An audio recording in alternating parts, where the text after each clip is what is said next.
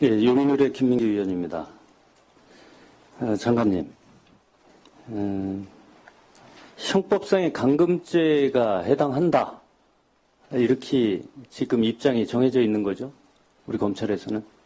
지금 수사 중에 있습니다. 보고서에는 그 형법상의 감금에 해당함 이렇게 나와 있어요. 수사 중이지만. 지금 제출한 자료는? 검찰에서 아마 중간 수사 결과 발표할 때 그럴 가능성이 있다는 의견을 그렇게 표현한 것으로 생각합니다. 우리 장관님 생각은 어떠세요? 지금 수사 중에 있습니다. 수사 중에 있다. 자, 이 사건은요, 국정원 심리전단위원이, 즉 대북심리전단위원이 대선 개입 인터넷 댓글을 달면서 국민 심리전을 하다가 들켰는데, 들키고 나서 자기가 머무는 곳으로 들어가서 안 나오고 잠근 겁니다. 잠그고 나서 43시간 동안 증거인멸을 하고 그 뒤에 나오게 되는 사건이에요. 이것을 감금이다. 이렇게 볼 수 있는 거냐 이런 말씀이에요. 장관님. 지금 수사를 하고 있기 때문에 그런 점들을 다 종합적으로. 법리적으로 이렇게 되어 있습니다. 당시 김모는 3일 동안 오피스텔 안에서 사실상 갇혀 있으면서 수차례 걸쳐 가족들이나 경찰의 도움을 요청하였으나 민주당 관계자들이 이를 저지하였고 이러한 행위는 형법상 감금에 해당함. 이것이 지금 검찰의 입장입니다. 그러면 여기서 경찰의 도움을 요청을 했는데 요청을 못 받은 겁니까? 못 받게 했습니까? 그 당시 상황이 상당히 복잡했습니다. 복잡했고 검찰에서 지금 말씀하신 건 중간 정말 말 그대로 중간 수사 결과 발표 과정에서 이 사건은 계속 수사를 할 것인데 지금까지의 판단으로는 그런 점이 보인다라고 하는 것을 설시했던 것으로 그렇게 이해를 해주시면 좋겠습니다. 네. 그러면 지금 검찰에서 또 하나 있죠. 선관위 직원과 우리 경찰이 철수한 이후에는 감금에 해당한다. 이런 의견 내신 적 있죠?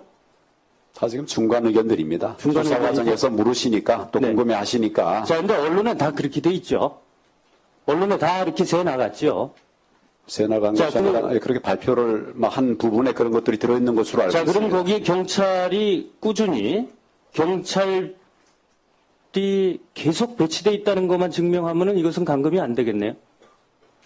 꼭 그렇게 단정적으로 판단할 수 있는 것은 아닙니다. 감금이라고 하는 것이 지금 이 사안의 경우에는 어떤 특수성이 있기 때문에 종합적으로 수사 결과를 끝내놓고 판단을 해야 될 것으로 생각합니다. 자, 이런 거 한번 보겠습니다. 우리 판넬을 잘 보십시오. 최소 현장에는 경찰 13인 이상이 있었습니다.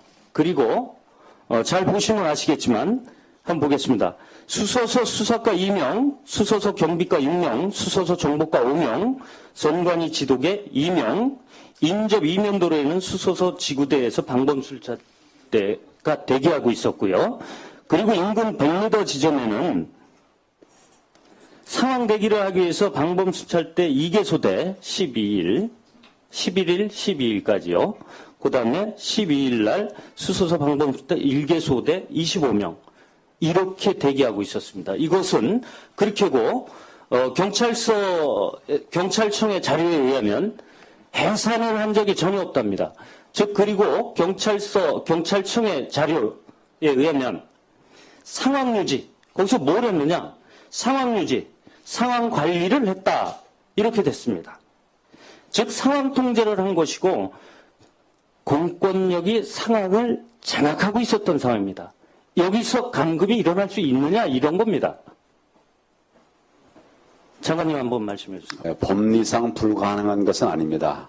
그 부분에 관해서 거듭 말씀드리다시피 종합적인 수사를 하고 있기 때문에 그 결과를 기다려 보십시오. 고맙겠습니다. 그 상황 장악은 경찰이 하고 있었던 겁니다. 즉 공권력이 상황 장악을 하고 있었다. 그런데 이것을 감금이다. 이렇게 우기고 여직원의 인권 유린이다. 이렇게 우기면 어떻게 되겠습니까? 여직원은 그 자리에서 범죄의 현장이기도 하지만 증거인멸을 한 현장이기도 합니다. 그것이 나중에 경찰에서 잘 조사해서 마무리하도록 하겠습니다. 나중에 국정원 요원과 비교입니다.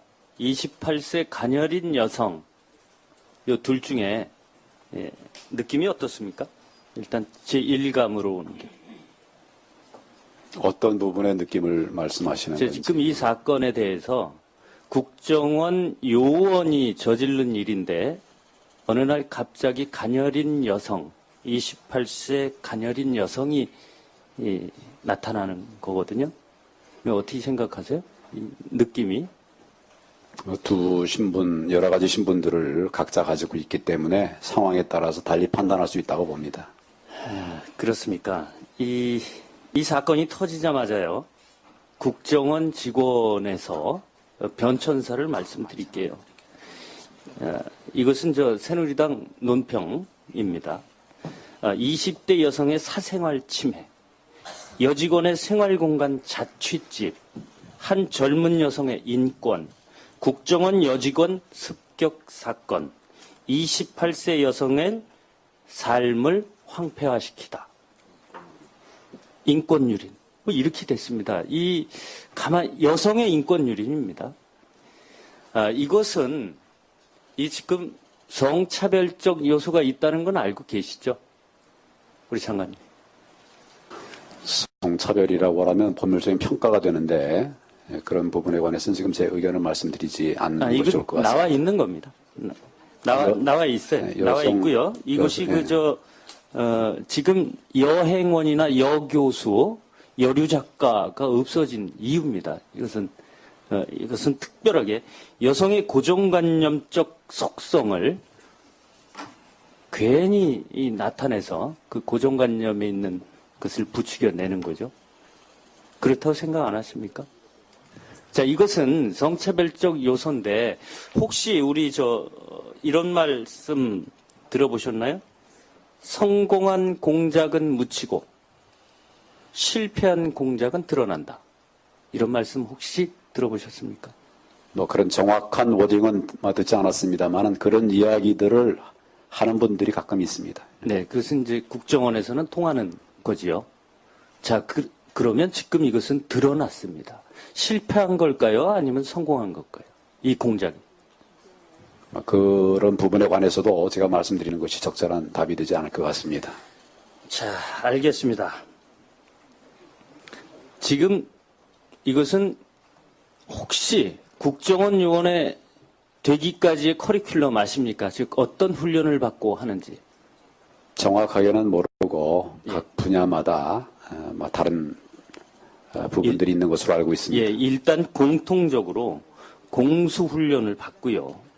산악훈련, 이것은 언론에 나온 것을 인용하는 겁니다. 커리큘럼은 제가 받은 바가 없습니다. 단 한 건의 자료도 국정으로부터 받지 못했습니다. 해군 특수훈련, 그리고 운동을 합니다. 무도를 합니다. 체력훈련 물론 하고요. 이 대단한 요원들입니다. 여기서 낙오하지 않고 버텨내면 대단한 요원입니다. 이 요원을 가녀린 여인 이렇게 표현해도 되는 겁니까? 이건 뭔가 의도가 있는 것 같지 않습니까? 20대 여성, 한 젊은 여성 이렇게 표현하는 건 의도가 있는 것처럼 안 보이십니까? 이것이 바로 국정원의 심리전, 대북 심리전이 심리전다운 거 아닙니까? 대국민 심리전을 하는 요소입니다. 자, 그리고 아까 말씀드렸어요. 우리 장관님께서 경찰관이 있다 하더라도 법리적으로 감금이 될 수 있다, 있을 수 있다, 애매한 표현 하셨는데, 그러면 본인이 감금 상태를 유지하려고 노력했다면 그건 감금입니까? 나가지 않고. 지금 그 말씀하신 것은 구체적인 사안에 대한 것인데 수사 중인 부분이어서 제가 그 부분 답변 드리는 게 좀 어렵습니다. 예, 지금 국정원에서는요, 국정원에서는 지금 임무 수칙, 기타 등등 있어요. 보안 수칙도 있고 그렇습니다. 국정원의 수칙을 제가 구하지 못해서, 제출받지 못해서, 국정원이 이동 업무를 추진하면서 하면서 항상 유지해야 되는 것들이 있어요. 항상 확인해요. 읽어드릴게요. 원격 근무 업무 선정 기준이 존재하는가? 원격 근무 관련 보안 지침이 존재하는가? 원격 근무 보안 사고 대응 계획이 존재하는가? 비상 연락 체계가 존재하는가? 원격 근무 세부 계획에 대해 국가정보원의 보안성 검토를 받았는가? 이것은 지금 안행부의 얘기입니다. 즉 국가정보원이 안행부의 원격 근무하는 것에 대해서 컨트롤하고 있다는 얘기예요. 자, 그리고 원격 근무용 전산 장비는 도난, 분실, 훼손 방지 대책이 있는가? 근무 시간 중 출입문 시건 장치 등 비인가자의 접근 방지 대책이 있는가? 즉 업무를 조금이라도 수행하는 곳이라면 이런 대책을 다 갖고 있는 겁니다. 그러니 이 요원이 들켰어요. 선거 공작을 하다 들켰습니다. 어떻게 하겠습니까? 들어가서 안 나오는 겁니다. 이럴 때 지금 나오게 되면 컴퓨터를 뺏기게 되겠죠. 제출해야 되겠죠. 그러니까 이때는 다른 규정이 또 있습니다. 보안 통제할 수 없는 공간으로 이동할 때 장비가 그때는 삭제하는 겁니다. 완전 포맷 3회 등등 여러 가지 조건들이 있습니다. 이것을 수행할 시간이 존재했던 거예요. 그 시간을 43시간을 끕니다. 그거에 대한 구체적인 근거를 말씀드리겠습니다. 이분께서, 이 요원께서, 자, 이것은 112 신고, 지금 112 신고가 아니고 112 신고를 받은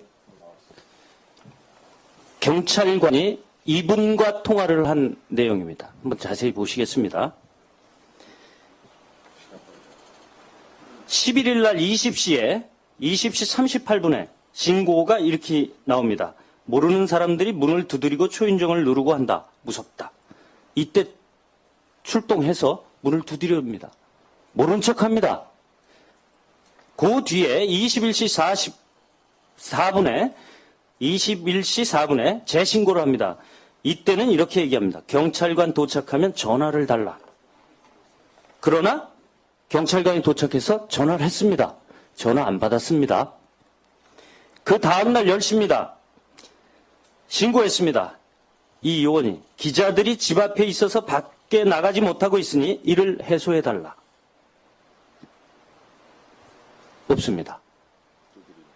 또 없습니다. 마지막입니다. 이건 12월 13일 마지막 날 10시 25분. 밖에 있는 사람들을 보내달라. 나가지 못하고 있다. 이렇게 얘기합니다. 자, 그리고 통화를 합니다. 경찰이. 신고자에게 밖으로 나올 거면 통로를 열어주겠다고 합니다. 경찰관이. 신고자가 이렇게 얘기합니다. 부모님과 상의 후 재신고하겠다. 그리고 5시간 뒤에 나옵니다. 자, 부모님과 상의했을까요? 어떻게 생각하십니까? 장관님. 이래도 감금입니까? 지금요, 그 자리에는 최소 13명의 경찰과 최대 67명의 경찰이 항시 있었습니다. 항시 배치되어 있었습니다. 그리고 언제든지 안전하게 귀가시킬 수 있는, 밖으로 퇴거시킬 수 있는 준비가 되어 있었는데 본인이 4차례에 걸쳐서 자기가 갖고 있는 매뉴얼에 따라서 감금이라는 죄목을 만들기 위한 범죄 구성 조건을 만들고 있었습니다. 이것이 바로 이렇지 않다면 국정원 정예요원이라 할 수도 없습니다. 지금 국정원 정예요원이기 때문에 자기가 받은 교육 훈련대로 이 자리에서 그대로 행한 겁니다. 이것이 감금입니까? 한번 말씀해 보세요. 국정원 요원들은 아마 정해진 소정의 보안 교육을 받았을 것이고, 지금 이 사안으로 말씀드린다고 하면 이것이 뭐 감금이냐 아니냐 이런 부분에 관해서 제가 여러 번 말씀드렸지만 지금 수사 중에 있는 사안입니다. 제가 지금 갈 길이 바쁜데 자꾸 이 감금, 인권 침해, 인권 유린 이런 말씀이 나와서 이것도 국민 여러분들께서 또 보시고 계시니까 다시 한번 말씀드릴게요. 이건 들킨 사건입니다. 범죄를 저지르다. 범죄도 이만저만한 범죄가 아닙니다. 국기문란, 헌정 파괴입니다. 대통령 선거의 결과를 바꾸기 위한 선거 작업을 한 겁니다. 공작을 한 것입니다. 공작을 하다가 걸렸습니다. 심리전단이라고 대북 심리전단이라는 국정원의 부대가 있습니다. 이 부대에서 대선에 영향을 끼칠 목적으로 그렇게 한 것입니다. 그리고 들킨 거예요. 들켜서 자기 숙소로 들어간 거죠. 자기 숙소에 들어가서 각종, 아까도 말씀드렸습니다마는 각종 이벤트를 합니다. 112 신고 사회합니다. 그리고 언론사와 인터뷰까지 합니다. 그리고 셀카 찍어서 밖으로 보냅니다. 이게 무슨 행위입니까? 이게 갇혀 있는 겁니까? 그리고 그 밖에는 경찰이 완전히 상황을 장악하고 있었습니다. 경찰의 통제하에 있었습니다. 경찰은 60명 이상이 있었고요. 최소 13명 이상이 있었습니다. 최대 60명 이상이고요. 그럼 이 정도 됐으면요.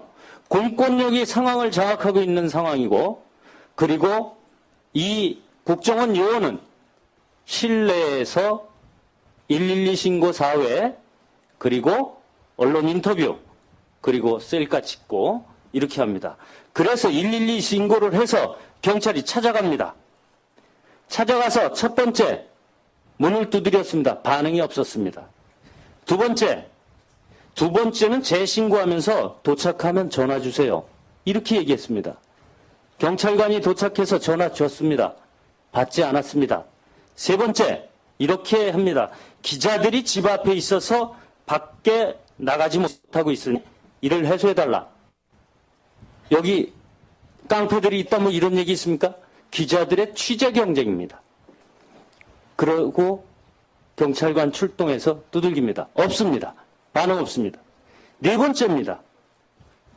밖에 있는 사람들을 보내달라. 나가지 못하고 있다. 이렇게 얘기해서 그 자리에 가는 겁니다. 경찰관이 출동을 합니다. 그리고 경찰관이 가서 전화를 합니다. 이 요원한테. 국정원 여직원이 아니라 국정원 요원한테 전화를 하는 겁니다. 전화를 해서 이렇게 얘기를 합니다. 밖으로 나오실 거면 통로를 열어주겠다. 그랬더니 이 국정원 요원은 부모님과 상의 후 재신고하겠다. 그리고 끝입니다. 나오지 않습니다. 이것이 어떻게 인권 유린이고 강금이고 그렇습니까? 자, 보십시오. 밖에서는 상황을 통제할 수 있는 공권력, 병력, 경찰의 경력이 존재하고 있었고요. 내부에서는 112 신고 및 신고에도 가도 반응도 안 하는 112 신고 및 언론 인터뷰까지 다 합니다. 그리고 43시간을 지키면서 조작할 거 다 하고 없앨 거 다 없앱니다. 그리고 나서 노트북을 인계하는 겁니다. 그런데 거기서 텍스트 파일 딱 한 개가 발견이 되는 거죠. 그 텍스트 파일 중에 40여 개의 아이디와 닉네임이 나오고 그 닉네임과 아이디를 이용해서 우리 경찰에서 수사를 한 거죠. 그랬더니 무더기로 나오기 시작을 한 겁니다. 그것을 엎은 겁니다. 김영판 총장이 그것을 은폐해서 중간 수사 결과를 발표합니다. 이게 본질입니다. 어찌 강금이라고 인권유린을 합니까? 피신한 겁니다. 스스로. 돈